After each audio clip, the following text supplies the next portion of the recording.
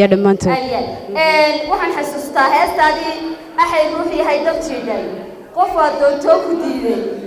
adoo jecelka dulmooday ilaa daa kamaran war heestaasi ba sacab heestaasi qaraaca caawa munaasabada ciid heesta aad u sido heestan walaalo waxa leeyahay Cabdinaasir Macalin Caydiid eriyadii laxanka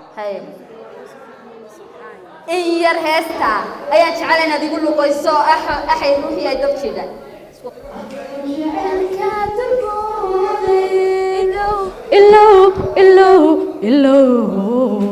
إلو داو كمارن